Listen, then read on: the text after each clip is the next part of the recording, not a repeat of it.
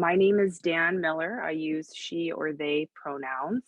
I sit in San Diego, also known as the traditional and unceded lands of the Kumeyaay people, and I am the EIJ strategist for Slow Food USA. I formerly chaired and led some food justice work with Slow Food Urban San Diego, so it's been a really wonderful transition to come onto the staff team and help, continue contributing to this broader equity, inclusion, and justice work with a lot of you. I'd like to introduce my other two folks who are helping hold it down with me today, Michelle and Brian. Will you say hello? Yes. Hi, I'm Michelle. I am a communications coordinator for Slow Food USA. And I'm Brian, he, him pronouns. I'm the director of communications for Slow Food USA. And Michelle and I actually are both joining you from the unceded homelands of many nations here, including the Ojibwe, Odawa, and Potawatomi people, also known as Chicago. So good morning, good afternoon. Great to see you all, and I'm excited to collaborate with you all today. Wonderful, thank you. So I'm excited to see that so many of you turned out for something that I think can be pretty vague until you get into it. We're here today to talk about cultural exchange. And today's session is really about what happens when we slow down to give ourselves the time to invest in individuals and relationships, and the deep, rich exchanges that can follow as a result. Our hope is that you'll each walk away from this session with tools for cultivating active listening and mindful inquiry. But first, we need to give ourselves the space and permission to really slow down. So I invite you to participate in this breath and this meditation moment with me. Let's start by finding a comfortable seat, bringing some length into your spine and some balance into your sits bones. I usually like to try and elevate my hips if possible. You'll notice my couch is at neck level, so I'm on the floor, but and your seat is fine, whatever is most comfortable and accessible for you this morning. Maybe both of your feet are meeting the ground, or support or footrest of some kind. And let's just begin to soften the eyelids to any degree that feels comfortable. And just give ourselves a moment to begin noticing the quality of our breath, free of judgment, purely as an observation of yourself, the body, and this moment. Greeting thoughts briefly as they walk into the mind and sending them on their way.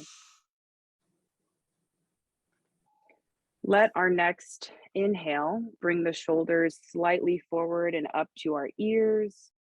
Let our next exhale send our shoulders sliding down our backs.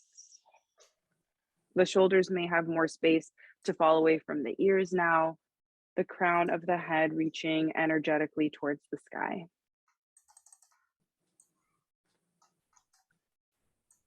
Can we begin to find a simple balance in the breath, matching the length of the inhale to the length of the exhale, creating a circular breath.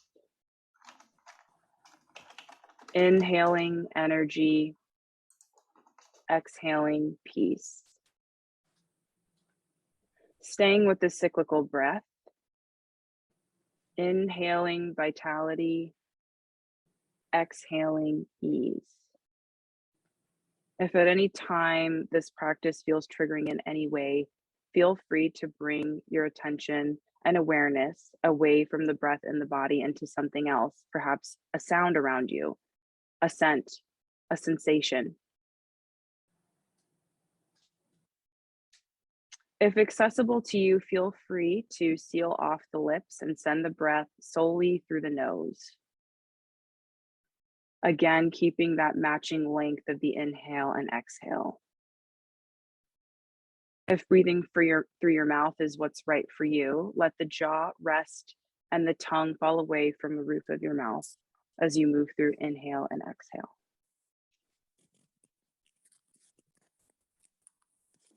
What can we begin to notice about the body in this space? Again, free of assessment, purely experiential. What is it like to experience our body instead of judge it? What is it like to be present with the moment rather than assess it?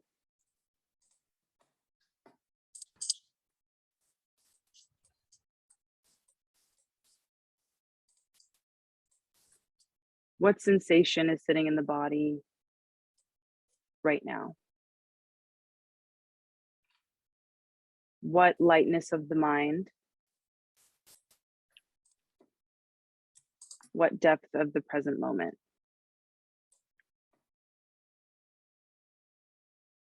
I invite you all to slightly nod the chin towards the chest and create a bit of a seal of this sensation, a seal of this awareness in the body. You can come back to this awareness of the breath in the body at any time. As we begin to bring our chin back up, we'll inhale that energy. Exhale that peace. We'll inhale that vitality and exhale that ease. Let's begin to ground back into the space together, bringing subtle movements into your fingers, your toes, your eyelids, maybe shifting around in your seat. Maybe some neck circles feels inviting. Anything to bring some movement into whichever part of the body feels like it could use a little shake, a little vibration, a little extra energy. And we'll close this moment of meditation with our deepest inhale of the day. When you're ready, inhale. Collective open mouth exhale.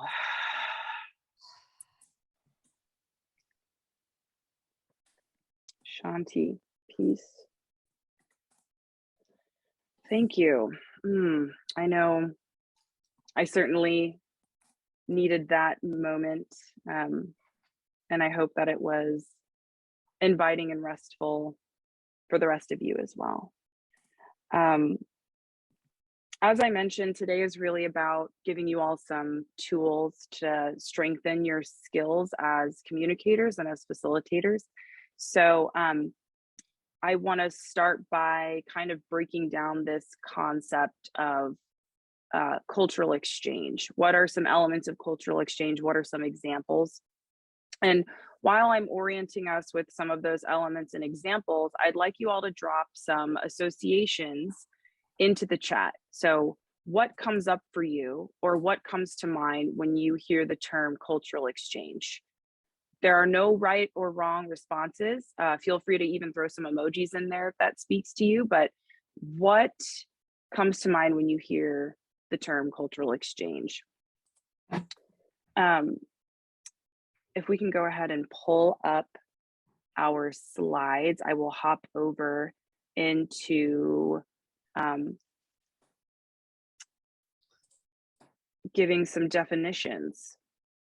A definition that I really align with when it comes to cultural exchange. And this is from the Udeshu youth movement in Delhi. Udeshu means goal or aim. It says cultural exchange implies a mutual and beneficial sharing of cultures and beliefs. It is viewed as inevitable and contributing to diversity and free expression. It is seen as something which is usually done out of admiration of the cultures being imitated with no intent to harm them. So when we start, you've heard me, if you've been to previous leader summits and been involved with some of my previous work, you've probably heard me mention cultural appropriation before. Cultural appropriation refers to taking intellectual property, traditional knowledge, cultural expressions, artifacts from someone else's culture without permission. And this can include, unauthorized use of another culture's dance, dress, music, language, folklore, cuisine, traditional medicine, and religious symbols. And we're always taking a look at how power and harm are at play when we're talking about cultural appropriation. cultural exchange is on the other side of that. And it can happen every day in the simplest of ways. Maybe it's by connecting with a stranger on public transit. It's possibly by sharing traditional foods or a meal with a friend, and sometimes by attending different cultural events in the community. And I think typically when we hear um, cultural exchange, there's this really big concept of culture, and that it has to be someone who maybe looks different than you, speaks different from you, or comes from a different place. But in all reality, we have all of these different subcultures across which we interact and have all of these intercultural interactions all the time. Especially here in the United States, where we are geographically so large and there's so many different manifestations of American culture. So it seems like a big idea, but it really happens in small ways every day. I'd like to take some time to look into the chat and see what's coming up for folks in their sharings. Oh, these are great. Reciprocity, open conversation, inclusion, listening, intermingling, that's a good one. Loving curiosity, sharing food, of course, we're slow food folks. Peace Corps, I was a Peace Corps volunteer, I will second that. Sharing recipes, kindness and trust, appreciation, enrichment, these are all really beautiful, and also are at the heart of what cultural exchange really is. So it sounds like many of you are already on the right path. And with that, we would just like to sort of add to your understanding into your toolkit. So we want to share some resources that we hope you'll keep in mind for not only our breakout group work today, but that hopefully you'll take with you and can inform some of your communication processes and approaches to relationship building beyond this session. So Michelle, will you, or I'm sorry, I'm not sure who's on the slides, but do you mind pulling up our slides again? Wonderful. So I'm diving into some resources from someone I've had the pleasure of learning from via his curriculum, and also I happen to be in a program where he actually came and taught a couple of sessions too when I was in my undergraduate, and his name is Lee Moon. He is a Chinese American master diversity trainer. I would call him the OG. He was really into this before a lot of other folks got into it, before it was, I think right now it seems to be trending quite a bit. I think especially with the, race relations and race politics and tensions, especially over the last 2 years. But Lee Moon was kind of doing this before it was really well known. So I certainly credit him for helping me build a common language around a lot of these concepts, and mindful inquiry is certainly one of them. He's also a documentary filmmaker, so he has lots of really great materials that might be useful to you as a leader in the network, but also just for you as a person who's on this broader journey. So I certainly encourage you to check out Lee Moon and Stir Fry seminars and consulting. And really, if you attended the Leader Summit session that I led last, well, it seems like last year, but it's actually been almost 2 years ago. I gave some of these mindful inquiry tips or things to remember, inspirations, perspectives during the Building Diverse Leadership session. So that recording is still available if you want to check it out on the Slow Food USA website, as will this recording be available. So this is a refresher for some of you, and maybe for some of you, it's something new that you're seeing for the first time. But mindful inquiry is essentially a space that we step into that allows us to center a lot of those things that you all put in the chat, right? Reciprocity, compassion, curiosity, by reflecting on what you hear someone say, and not only asking them to tell you more, but asking them to explain what they mean when they're telling you something. We have an example here of what angered you about what happened. Of course, anything can go in there. What surprised you, what moved you about what happened, what hurt you about what happened? What inspired you about what happened? What intrigued you about what happened? There are so many different ways that we can pull,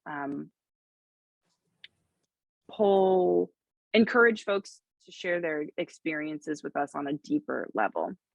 Asking folks what's familiar or what's new about what happened and how it affected them, and asking them what they need or want. This is really getting into that piece of focusing on not only on is there a story that I need to tell, how do I tell it? Is there something else that I can bring into this relationship that helps move it to a place where we're creating a shared understanding of one another and almost creating a shared meaning around the experience that we have with others. We'll go ahead to the next resource. 9 healthy ways to communication. I also shared this in the Building Diverse Leadership. So again, a refresher for some, maybe new for others.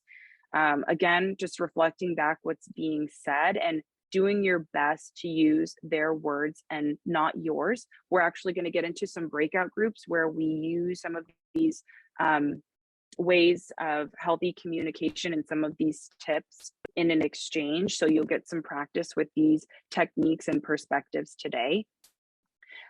Beginning where they are and not where you want them to be. This is true, I think, of any equity, inclusion, and justice work. Is I think, we all come in with, I don't even think expectations, but just like hopes and visions of the world. And sometimes we have to pull that back and just start really where we are, not only with others, but also with ourselves too. We absolutely have to be curious and open to what they're trying to say. I always say, if you can only keep 2 tools in your box on this journey, compassion and curiosity really are the best. Notice what they're saying as well as what they're not. There's, I think Western, especially American society is very, very yang in the yin and yang energy way, sort of, that we can look at life force, and yang is tends to be more in the masculine and in the physical. Yin is more of that abstract, more in the spiritual, mental, emotional. So we tend to focus on what we see and what we experience versus necessarily what might be missing and how that might also contribute to the story. So how can we be more present with that? How, not just the story, the relationship as well.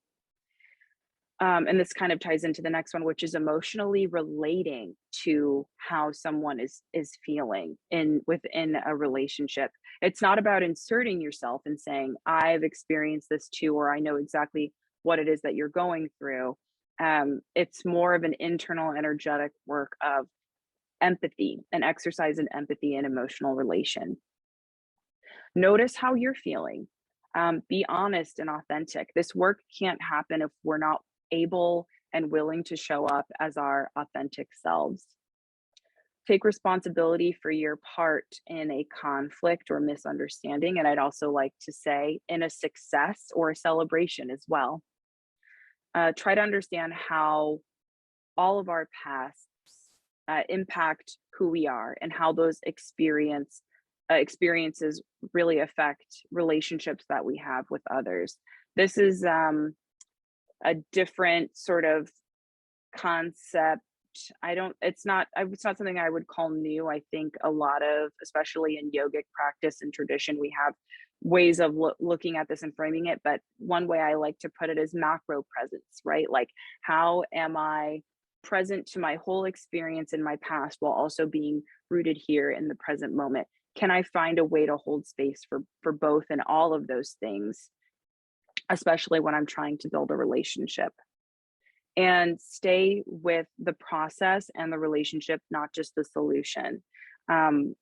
This session, I believe, is this a marketing comms session? Right. So a lot of you are doing communications work here within Slow Food, and those tend to have pretty specific outcomes because you all have deliverables, right? So not focusing on just maybe a blog piece or a story that I want to tell, but the relationship in the process is as being probably even more important than that end piece that comes out of all of that. So how are we doing on time? Okay. So these 9 ways for healthy communication are something that we can always keep in mind no matter where we are and what we're doing. I believe we have a couple more slides that bring us to really what we're going to be focusing on and grounding ourselves into for our activities today. And that is the art of listening. It truly is an art. I've sometimes referred to it as an exercise, and even sometimes a challenge, because active and supportive and compassionate listening, as we've sort of, indicated in some of these previous perspectives through the other slides, it is work. That's why we start with a breath here to kind of clear out and clear space. But listening does take effort, and maybe not always physical effort, although I know I'm always cleaning out my ears, for one, because I have terrible hearing. But it takes energetic and emotional energy and effort. And so hopefully some of these tips help you move into that space a bit more accessibly and a bit more easily when you're building relationship and establishing rapport. So listen to what's being said and what is not. We kind of already covered that. Observe the language of the body. Body language doesn't tell us everything, but there are certain clues and context clues that we can gather from someone's body language. Notice how something's being expressed and what words are used. Again, especially when repeating back, try and say it in the words that the person told you. What you feel is as important as what you hear and see. So I kind of got into that a little bit earlier, talking about different energy forces, yin and yang. And that feeling is, a lot of times it's our intuition, and it's sending us a lot of messages. Can we be in the space to be willing to lean into that intuition, into that knowing beyond logic, that feeling beyond logic? Be willing to adapt and adjust to the moment. This is a big one, because I think a lot of us tend to value diversity and difference.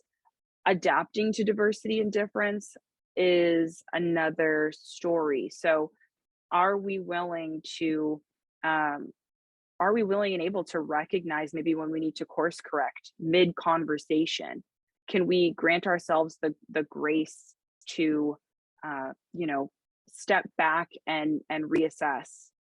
And mostly when I think about this, I think of, if you have a list of interview questions that you want to ask someone in hopes of maybe creating a blog post or a piece for the website, and the person you're interviewing has so much more to contribute than maybe just what your questions get into, are you willing to stray away from that list of questions in order for a more authentic exchange that allows them to express themselves?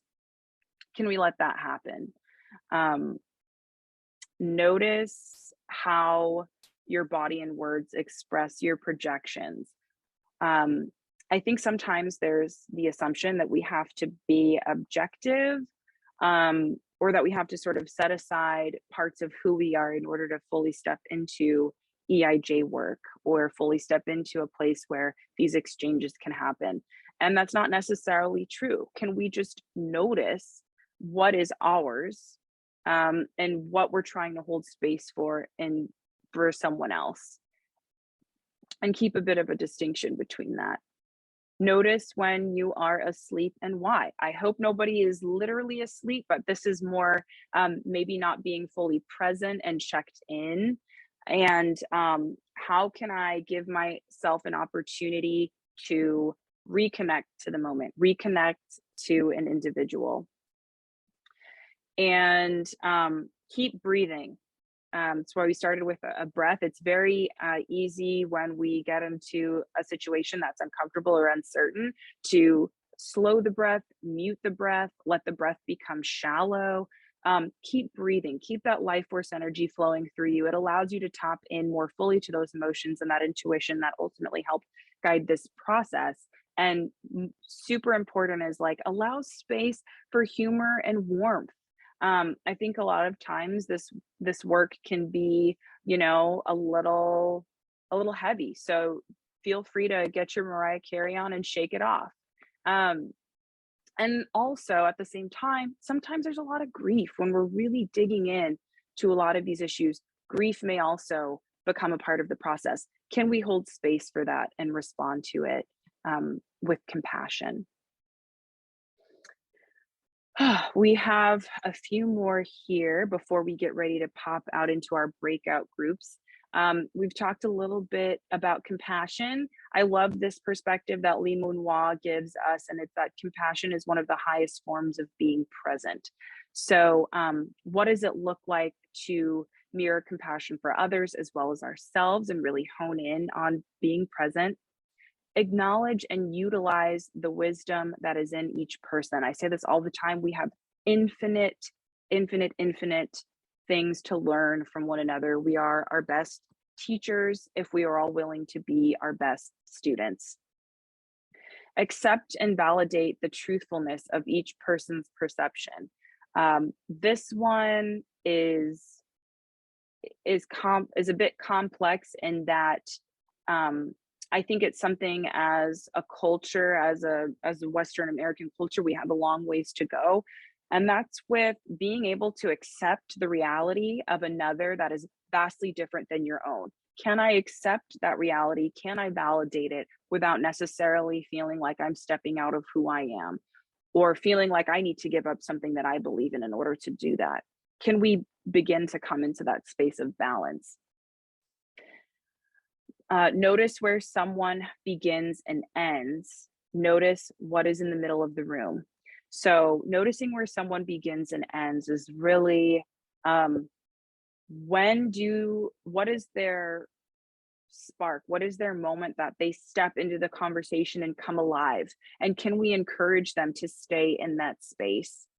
And where do they end? Where is it that maybe someone starts to taper off or become closed off? Those are things that we can notice in our efforts to be better relationship builders. And the middle of the room piece, this is really interesting, especially when it comes to communication and cultural exchange and broader equity, inclusion, and justice work, is that sometimes we talk around things. And sometimes it's because we don't really know how to label what it is we're talking about or what we think we should be talking about. Sometimes it's painful. Sometimes it's really difficult just to be able to describe and put labels to these big, challenging, you know, like behemoth topics. So can we find a way to get to the center of the room together as a group that maybe makes it a bit easier to digest some of these challenging topics and moments? Model the acceptance and openness to conflict, anger, and pain.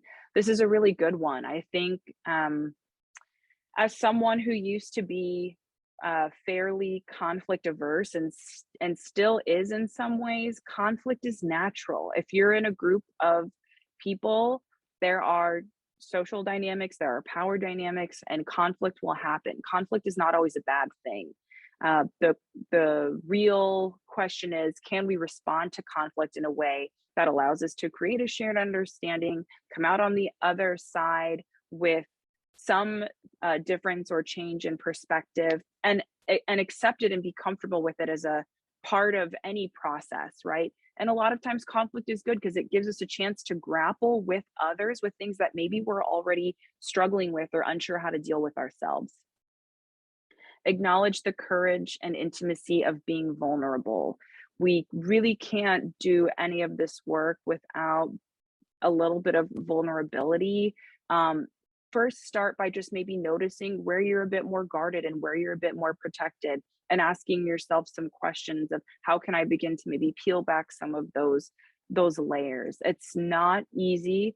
I think a lot of us though come into slow food for the connection and for the heart work that also comes along with being a part of a movement that has a vision of good, clean, and fair food for all. And be kind to yourself and others. I think that one is just a given, but the to yourself piece I think is really um, is something that I certainly need to be reminded of from time to time. So that was a lot. These slides and these resources will continue to be available to you. So I hope it's been helpful for framing up a little bit of what we're doing today. And with that, I will pass it on to Brian to tell us a little bit about what we're doing in our breakouts. Absolutely. Thanks so much, Dan. A lot of really good reminders and ideas for how to be a better communicator and listener. And now we are going to actually practice some of the principles that Dan walked us through, principles of healthy communication, of listening, and of cultural exchange, and also strengthen some relationships across folks who are present in this room. So in just a moment, we're going to break everyone into pairs and send folks into breakout rooms for what will be a 16-minute long activity. We're going to create space for each person who's present here today to tell their story and to hear deeply a story from someone else. So this activity is going to happen in 4 parts. First, person A is going to spend 4 minutes introducing themselves and answering a prompt. During that time, the other person in the room is going to listen using some of the principles that Dan walked us through. Second, the person who was listening will then spend 4 minutes sharing back what they've heard and using some of the guidance we just learned about to engage in mindful inquiry. And then we're going to switch those roles. So third, the person who was the listener is going to become the storyteller and spend 4 minutes telling their story. And then fourth, the person who is now the listener is going to spend those final 4 minutes sharing back what they heard. And I'm just going to drop the structure in the chat. I mean, it's pretty self-explanatory, but just in case, that might be helpful. And also you see it on your screen too. Just a reminder, so for the entire 4 minutes that someone is the storyteller, the mic is theirs. So there should be, they should share their story uninterrupted.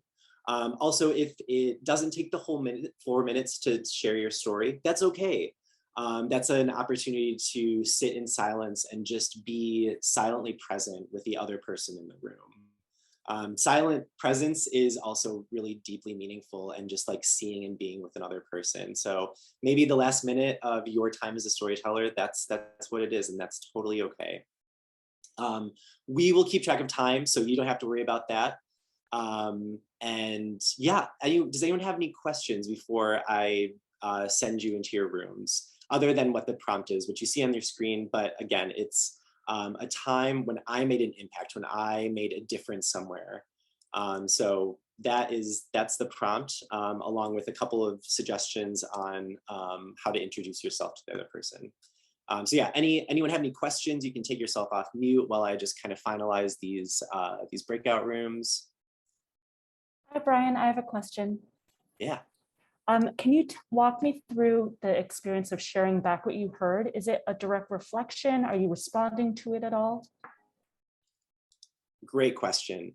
So it's really, it's kind of up to you. I think it's an important moment for the person who told the story to feel heard. So if you can, maybe a prompt is, so what I heard from you is, and then you taking some time as the listener to kind of provide some of the insights from what the person shared with you back to them.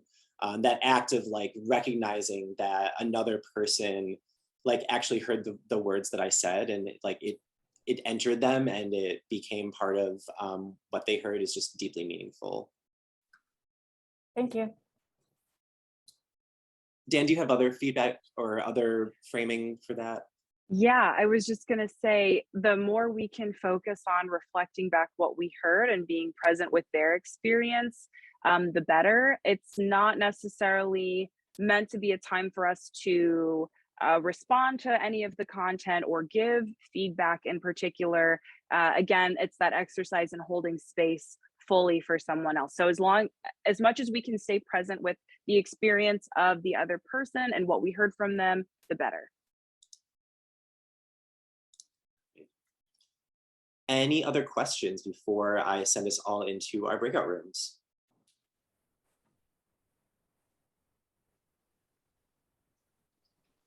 Okay, I'm just gonna make one more tweak. I see we. All right, so I have just opened the rooms. So like at the front of your screen, you should see a prompt to go join a breakout room. If you don't, just stick around in this room here and I will try to do some tech support. Just make sure everyone has a partner who is active in the room. So yeah, once I see that most people have popped into their rooms, I will set the timer and we'll start our first section of 4 minutes. Welcome back. I think everyone's back in the room. Thank you all for participating in that. We're going to do a little reflection. I know we're kind of nearing the top of the hour. We are going to go over a little bit. So if you have to leave, feel free to leave at any point.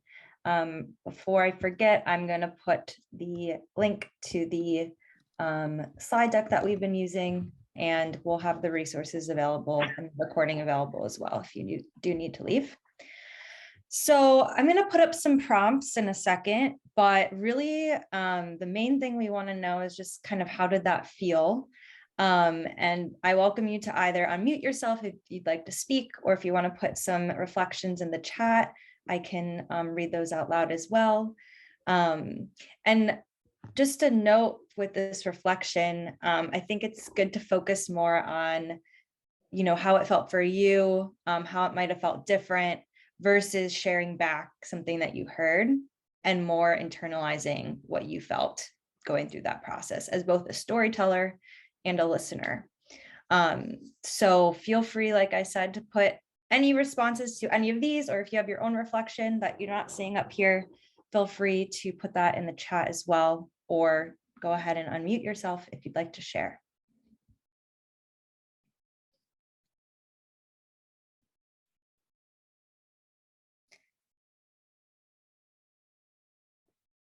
A fun way to meet a new person. Great. And yes, thank you for the reminder, Dan. Using I statements is a great way to kind of ground yourself in this reflection.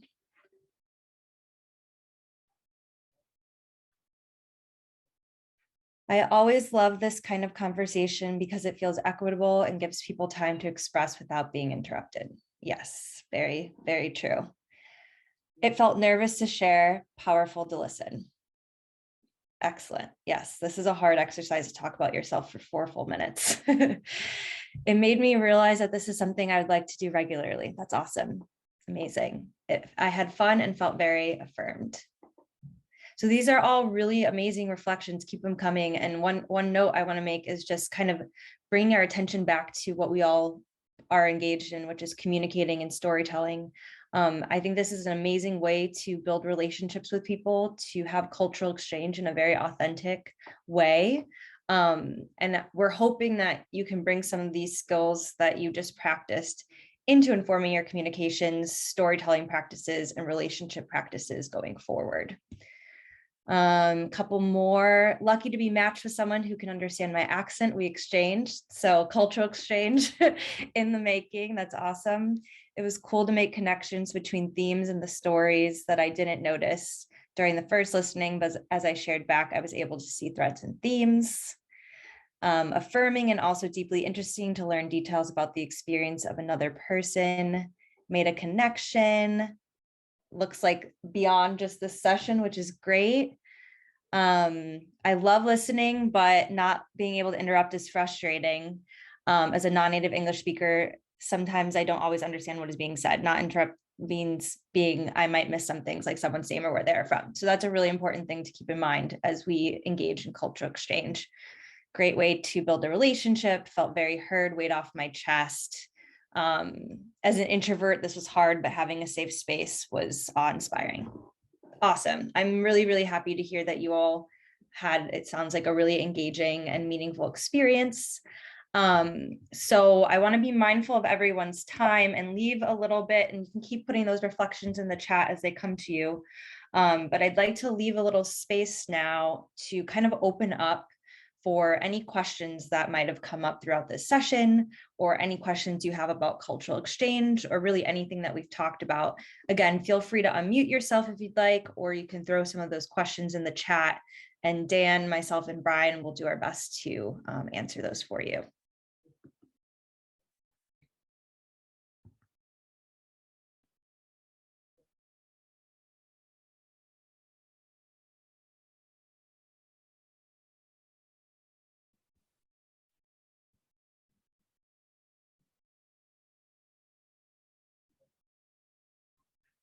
I'll leave space for like another minute or so if anyone has any questions. And if not, we'll move to wrapping up.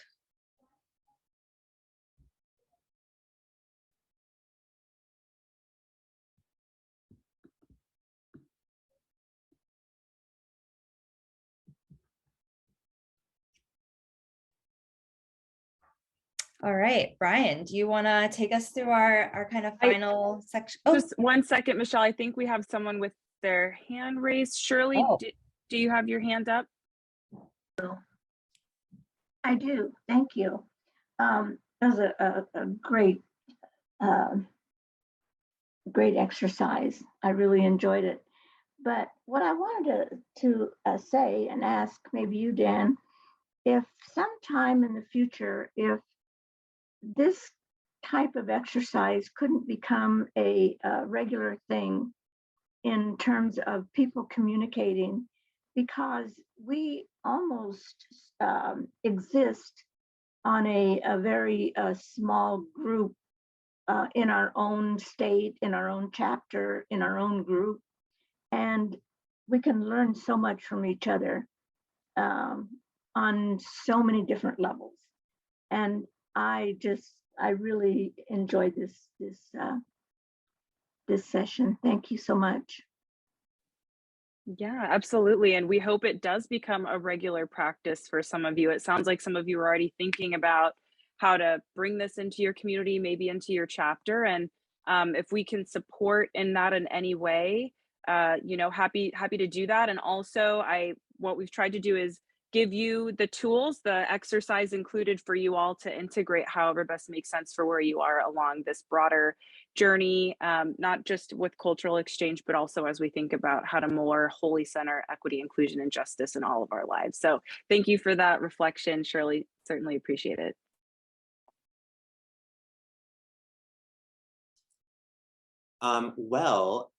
If any other questions or reflections come up, feel free to interrupt me, but I want to do two things. First, I just want to share a quick link to a brief survey that we would love it for you if you could take, reflecting on this session, just a couple questions that we'd love your answers to so that we can continuously improve and strengthen our trainings and workshops and spaces that we're building for Slow Food chapter leaders and working group leaders.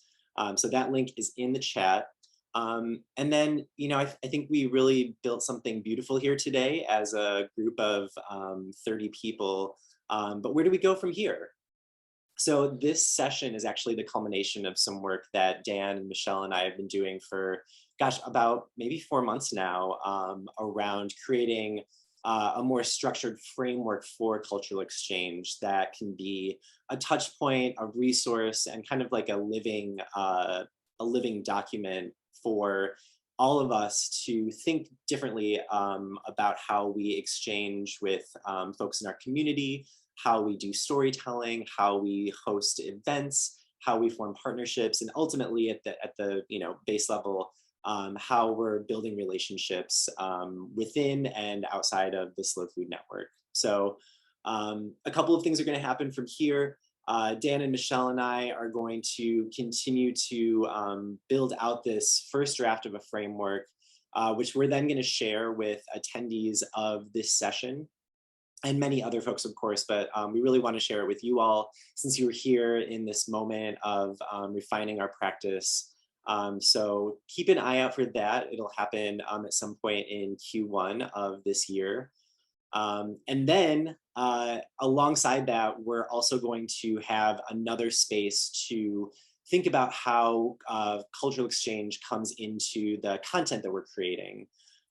we really wanted to have this space to like learn some of these foundational tools and techniques and then try them with each other before we dove into kind of the very practical side of like what cultural exchange does and does not look like in the way that we create content, maybe for our newsletter or for our blogs or for our social media channels. So in March, we're going to have kind of the second gathering of this group that's interested in cultural exchange alongside a group called the Creative Collective, which is kind of a newish group that's been around for 4 months of folks who are interested in advancing their chapter's marketing and communications efforts. So you're going to get an invitation to this gathering in March where we're going to kind of zoom in on what it looks like to build content and also to not build content that's rooted in cultural exchange. So we look forward to continuing the conversation then. But yeah, that's where we're going from here. Dan, Michelle, any last words before we send folks back into the world? I'd just like to express some gratitude for everybody being open and willing to participate in bringing some vulnerability. It's not always easy, especially not always first thing in the morning. So just gratitude for you all being here to receive what Brian and Michelle and I have been working on for a while and being open to continuing the journey as well. Yes, I feel a lot of appreciation for you all. And again, thank you for being open. I know this isn't the easiest thing to do. So we appreciate that you all dove in and really leaned into the exercise. Yeah. Awesome. Great. Well, we will touch base in March. So looking forward to that. And we'll see you at other Leader Summit sessions. But have a great day.